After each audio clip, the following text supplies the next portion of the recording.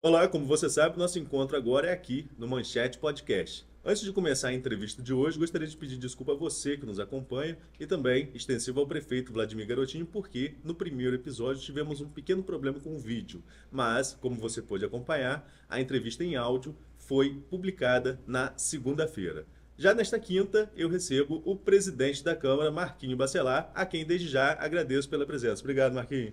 Boa noite, Arnaldo. Eu que agradeço estar aqui, todos que assistem o Manchete Podcast. É um prazer mais uma vez estar ao seu lado aqui. Marquinho, vamos começar falando, como eu falei com o prefeito Vladimir, essa pacificação entre a Câmara e a Prefeitura.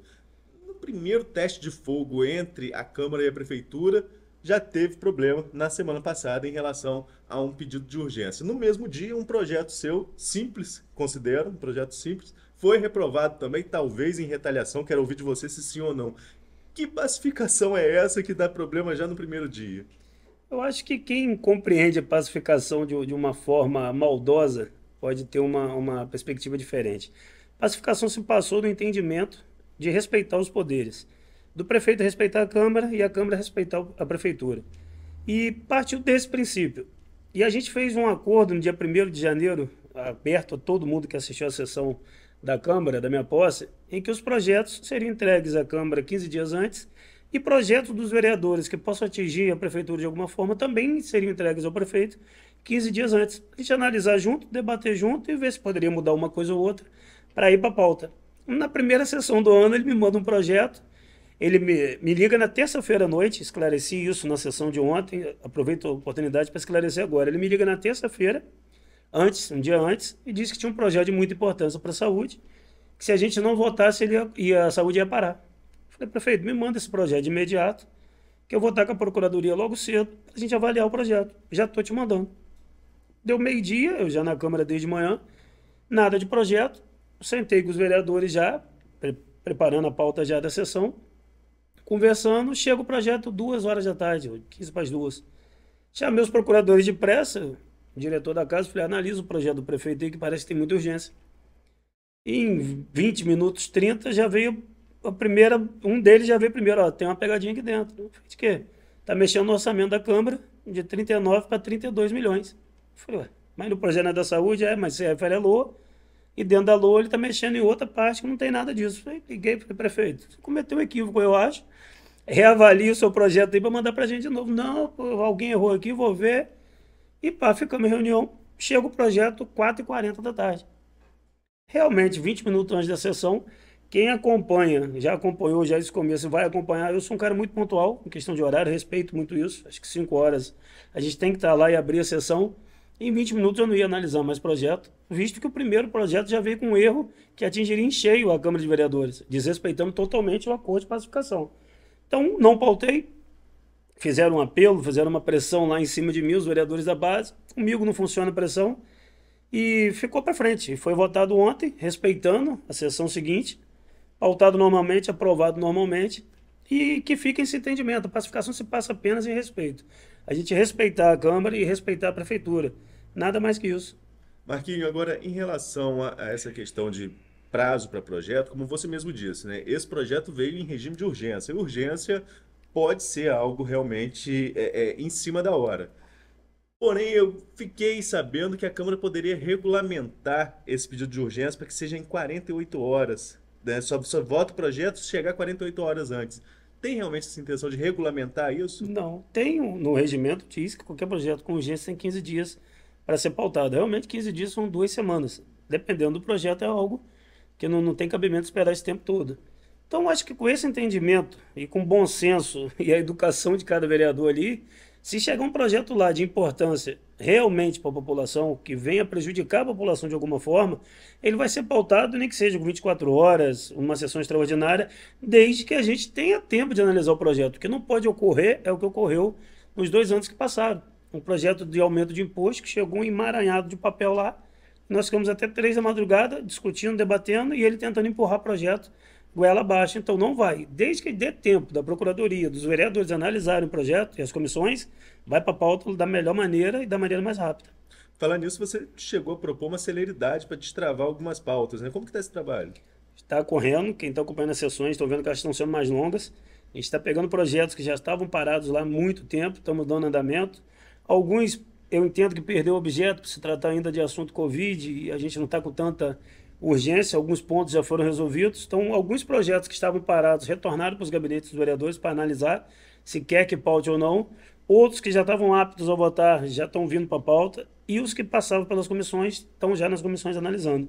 Então, vamos dar celeridade. Acho que essa é uma das maneiras de a gente pressionar até o próprio vereador. Se a gente conseguir chegar num ponto que não tenha mais projetos para botar em pauta, o vereador vai se sentir pressionado, que fica feio você abrir uma sessão sem ter projetos para pautar. Então, é uma forma indireta de a gente acalorar ali os corredores e fazer com que os colegas trabalhem ainda mais. Agora vamos para os últimos movimentos políticos da cidade, né? A gente teve aí recentemente uma mudança de forças na casa. A oposição teve maioria no ano passado, agora começa o ano com o governo voltando a ter maioria.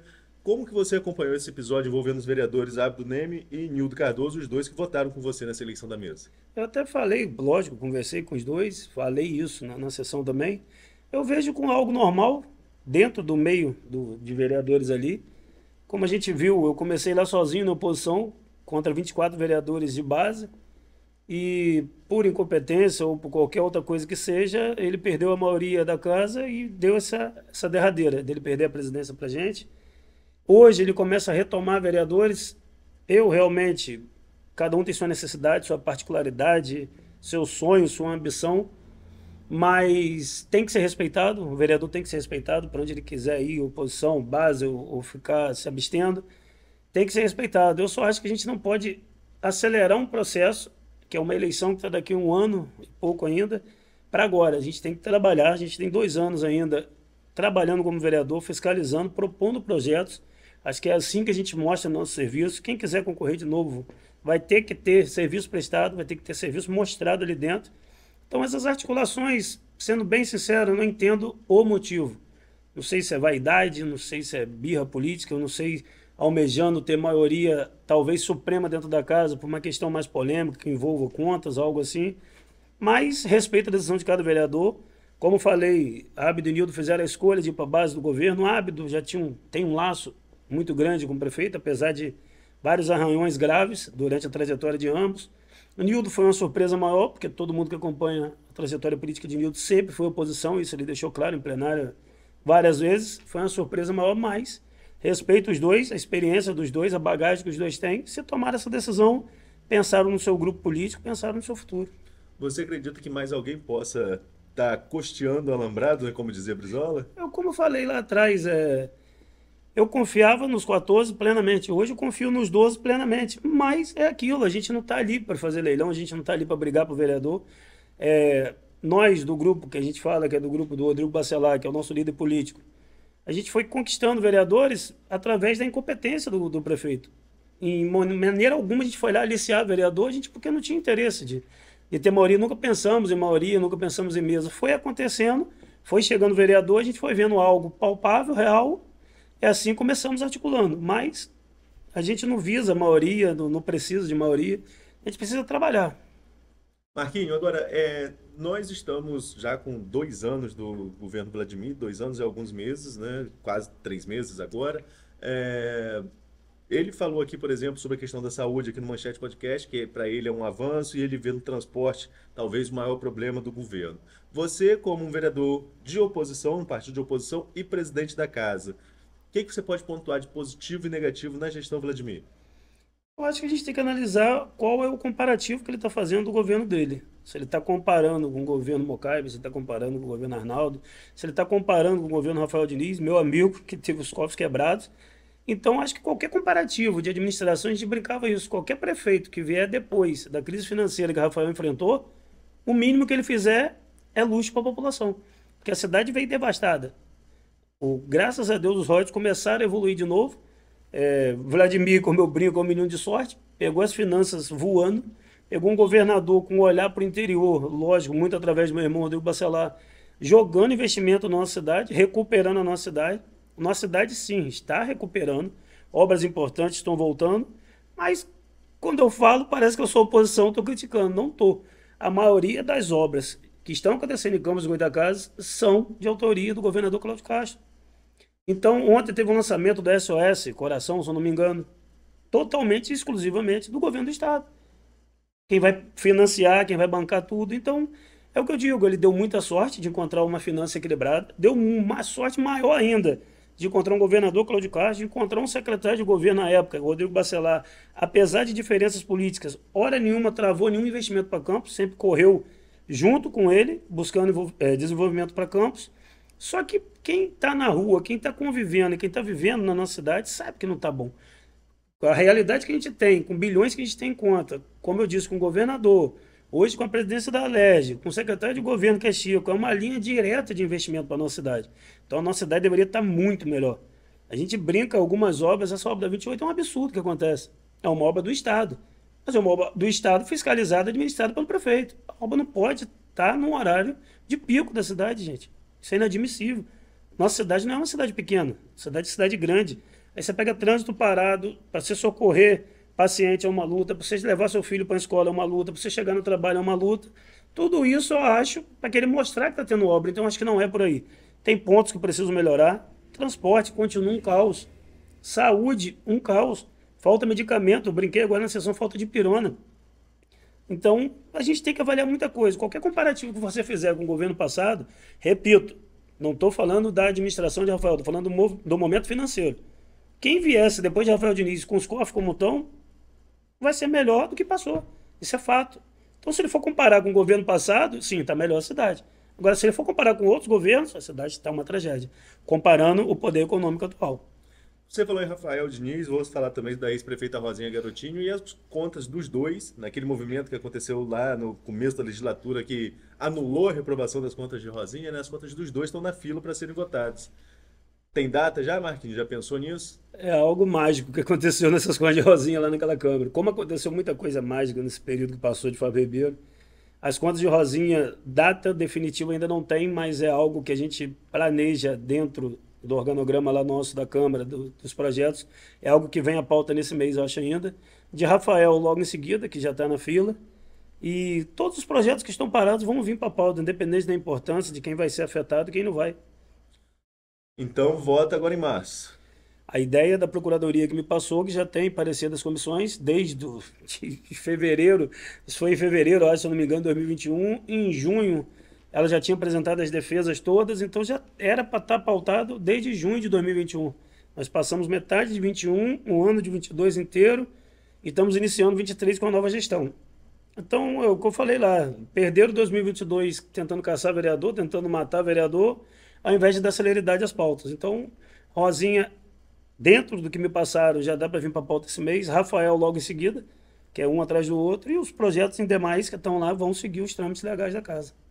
Vamos falar um pouquinho então sobre a Alerj, já que você já citou aí também que o líder político do seu grupo é seu irmão Rodrigo Bacelar. Eu queria que você falasse um pouco pra gente como tem sido aí essa rotina da sua família, sobretudo, né? Com você, presidente da Câmara, ele, presidente da Alerj, como você tem acompanhado o desenvolvimento do mandato dele, embora tenha pouco tempo, né, Marquinhos? Tomou posse, logo veio a parada pro carnaval e agora está sendo retomado. Realmente lá está começando também, começou um pouco antes, né, do carnaval. Está dando continuidade agora. Correria diária, tanto dele quanto minha, a gente pouco está se falando. Eu brinco até com o pessoal. O pessoal chega, pô, não consigo falar com o Rodrigo. Eu falei, se conseguir, você me avisa que eu estou na fila para falar. Mas a gente entende o desafio, só em estar como secretário de governo, que é uma missão difícil demais, são 70 deputados, são prefeitos que tem que atender, é governador, e agora com o presidente da Alerj também continua o desafio, a gente entende essa ausência de tempo familiar. É uma pena realmente a gente não ter tempo mais de conviver como a gente convivia, num churrasco, num bate-papo, jogando uma pelada. Mas a gente entende que é uma missão temporária, é algo que a gente se propôs, um desafio que a gente se propôs a enfrentar. Estamos enfrentando da melhor maneira possível, aprendendo, em proporções diferentes, mas sempre que a corda apertar demais, a gente está sempre perto um do outro para ajudar e colaborar no que puder. Ninguém nega que Rodrigo teve uma ascensão meteórica na política, né? Foi um fenômeno muito rápido a ascensão de Rodrigo, segundo mandato já presidente da Alerj. Mas quando você tem uma ascensão meteórica, você fica na vitrine e vem também escândalos envolvendo seu nome, como o caso de Ceperd, tem nomes ligados a Campos e agora fica novamente na vitrine. Como você acompanhou o desenrolar dessas denúncias, o que foi explorado pela mídia, as denúncias vindas por parte do Ministério Público, e o que você espera a partir de agora para tentar aí, reverter qualquer impacto que essas denúncias podem ter tido no grupo político de vocês? Acho que já ficou comprovado na eleição que passou que não teve impacto negativo algum, vista a expressiva votação do Rodrigo, de outros deputados também que foram citados, nesse escândalo. Eu acho que o que acontece ali foi uma guerra política. Realmente, quando você chega alto demais num lugar, você vai tomar pedrada, você tem adversários que jogam sujo. A gente tem uma prova disso, a gente tem um ex-político aqui, já meio que insano, que é Garotinho, que usa de todos os artifícios para prejudicar qualquer adversário político. Ele não consegue entender que uma cidade que tenha dois líderes políticos, quem ganha a cidade, dá para jogar na bola, dá para disputar uma eleição, mas sem tentar matar um ou outro, assim como ele fez com todos os políticos que passaram e o enfrentaram dentro dessa trajetória política. Mas esse é um deles. Rodrigo, logicamente, pelo tamanho e a proporção que está, enfrentou muito mais. A gente enfrentou de peito aberto, quem acompanhou sabe que a gente não corre de uma briga, a gente não corre de um problema. O que vier e o que veio está sendo esclarecido na justiça já. O que vem à tona a gente está pronto para enfrentar. Eu acho que investigação, seja ela de qualquer for, de qualquer área que for, que seja bem-vinda, que investigue, que comprove que não há irregularidade e se houver irregularidade que se pague por elas. Mas eu estou bem tranquilo, em relação a mim eu falo tranquilo, que não houve irregularidade alguma. Em relação ao meu irmão, tenho certeza que não, como disse, visto o tempo que já passou, os processos que não tiveram andamento ainda. Então, nesse caso, eu estou bem tranquilo. Acho que a prova maior foi a eleição dele para deputado. A segunda prova maior foi a eleição dele para presidente da Alerj. Ali ficou provado realmente que ele enfrentou uma dificuldade e se saiu muito bem, entendeu? E a gente segue. Parte da imprensa jogou muito duro e ainda joga duro, no desrespeito com o cidadão, mas a gente entende que determinadas imprensas jogam mais pesados, têm seus interesses, mas a gente enfrentou e vai enfrentar da melhor maneira possível o que vier pela frente. Agora, dia 2 de fevereiro, nós estávamos lá no Rio, né? Estávamos cobrindo a eleição da Alerj e havia um clima de tensão parecido até com a Câmara de Campos nos momentos de eleição da mesa. Depois tentaram plantar aqui em Campos que não, foi tudo um acordão, aquilo ali foi só para desviar o foco. Acho que não, né? Até o último momento, o coração estava palpitando forte dentro daquela eleição. É, eu senti um calor lá. Eu dei algumas entrevistas lá e ficou meio tenso. Até brinquei, né? Nada para bacelar é fácil, tem que ter uma dificuldade. E ali teve, sim, como todo meio tem a rasteira política, tem adversário que não sabe disputar, que não tem o dom de enfrentar, debater e buscar ideias para ser talvez melhor opção que o outro. E acha melhor jogar sujo, acha melhor fazer nos bastidores, mas Deus abençoou mais uma vez, mais uma vitória dele, provando que, além de político, é um cara muito estrategista. Por falar em estratégia, falar de um assunto que você já citou lá atrás, 2024, eleição do ano que vem, Marquinhos. Ano que vem é um ano atípico para o legislativo, que é um novo sistema, né? A montagem das nominatas vai exigir muito mais habilidade das lideranças políticas. E nós não temos ainda um panorama muito claro para 2024 em relação a prefeito. O Vladimir aqui já se colocou como pré-candidato à reeleição em entrevista e vem se portando assim em outras oportunidades também. Qual a sua avaliação de cenário para as composições de alianças envolvendo disputa pela Câmara e qual a sua avaliação para o cenário para prefeito, se já começa essa movimentação? Eu acho que na Câmara ali, enxergando da minha forma, né, novo na política, eu acho que pode ser um ano, uma eleição de pouca renovação na Câmara, pelos embates, porque quanto mais embate você tem, quanto mais discussão você tem, você atrai mais o público começa a te acompanhar, começa a ver seu trabalho. E esse calor que aconteceu na Câmara ali, que vai acontecer até o final do mandato nosso, acho que traz visibilidade, a população consegue acompanhar quem realmente está trabalhando. E ali, base e oposição, apesar de todas as dificuldades, estão trabalhando, estão brigando pelas suas posições, brigando pela população, cada um com o seu ideal. Então eu vejo uma eleição dura. Hoje, a gente tem no grupo do Rodrigo Bacelaga, meu irmão, 12 vereadores de mandato, temos ex-vereadores, temos suplentes de vereadores, temos lideranças que querem somar, que almejam uma cadeira na Câmara. E como da outra eleição, o Rodrigo conseguiu um número expressivo de vereador, se não me engano foi 7 vereadores. Nessa, eu acho que ele vai seguir trabalhando, almejando realmente um número palpável, que eu acho que mostra o prestígio, mostra a força dele, mostra a competência dele de organizar e trabalhar. Vocês têm candidato a prefeito? Ainda não temos candidato a prefeito, a gente ouve muito, a gente sabe nomes que sempre concorrem, o Grupo Garotinho sempre concorre, lógico, hoje com a reeleição do Vladimir, o Grupo de Arnaldo sempre concorre com o Caio. Hoje temos Thiago Rangel se lançando como nome a prefeito, cogitam Carla Machado, a gente não sabe se juridicamente pode ou não. Então tem várias opções. Hoje a gente não tem candidato a prefeito, A gente não parou para analisar ainda, não pensa nisso agora, no momento. Aqui no Manchete, o Vladimir falou, chamou o Rodrigo de amigo, disse que tinha uma relação pregressa com ele, com o Nelsinho, não com você, mas com o Rodrigo, com o Nelsinho e seus irmãos, que ele tinha essa relação, mas que isso e que essa pacificação de agora, nem a relação anterior, significa aliança política para 2024. Você vê essa possibilidade dos Bacelar e dos Garotinhos juntos numa eleição no próximo ano? Rapaz, pelo menos o Bacelar aqui, zero chance. É zero chance, não tem como. E tenho certeza que na minha família, muito difícil, muito difícil. Eu digo por mim, exclusivamente, zero chance. Ideologia no bate, histórico, político no bate. A minha criação que eu tive e acompanhei meu pai na política, é zero chance. Marquinhos Bacelar, vereador, se vier candidato a vereador de novo, o que vai vir do meu futuro aí ainda também não decidi, mas zero chance de apoiar qualquer pessoa do grupo dos garotinhos, porque não bate ideologia, não bate toda a história política que a gente viveu, todos os embates, a gente não tem como caminhar junto, a gente tem como estar como está hoje, se respeitando, sem agredir um ou outro, mas cada um seguindo o seu caminho. Você lembrou aí do histórico da sua família, seu pai já foi presidente da Câmara, deixou um legado enquanto presidente, eu queria ouvir o seu. O que você pretende, enquanto presidente da Câmara, deixar como legado para casa, para o Legislativo? Eu brinco isso, é onde a gente vai na Câmara ali de funcionário mais antigo, de colegas vereadores, sempre dizem que um dos melhores presidentes da casa foi meu pai. Eu falei isso na minha cerimônia, se eu não me engano. Se eu chegar a um terço do que ele foi, para mim já estou satisfeito demais. Entrei ali com muitos desafios, estou aprendendo ali a cada dia. Realmente administrar uma casa daquele tamanho é complicado demais. Mas eu acho que o princípio é valorizar os trabalhadores da casa, isso que ele sempre frisou, dar qualidade aos trabalhadores. A gente enfrentou ali salas com mofo, com cheiro de mofo, aquilo não existe. O orçamento que a Câmara tem, se você não consegue dar qualidade de trabalho ao seu funcionário ali, não tem como você passar para a população qualidade alguma, porque você tem que priorizar primeiro os seus funcionários, dando qualidade, melhorando a estrutura da casa para receber a população, banheiro sem acessibilidade. A gente tinha vários problemas ali que eu estou começando, não que eu sou o salvador da pátria, mas estou começando a fazer do meu jeito, que princípio, qualidade dos trabalhadores, seguido aos vereadores e população, acho que daí em diante é consequência do bom trabalho.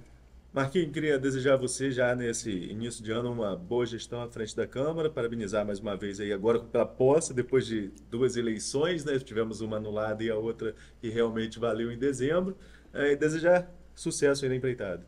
Obrigado, amigo. Eu agradeço mais uma vez a oportunidade, a gente esteve junto em outros locais de trabalho, e lá eu até brinquei, se tem mais uma eleição, a gente ia pedir música no Fantástico, porque é muita eleição para pouco cargo. Mas agradeço o espaço, a oportunidade, as portas sempre estão abertas no gabinete para precisar. Nas nossas redes sociais, acompanhando o Manchete Podcast toda segunda e quinta-feira. Na próxima segunda, eu recebo aqui a prefeita de São João da Barra, Carla Capucci. Siga o Manchete RJ, fique ligado com a gente e até lá!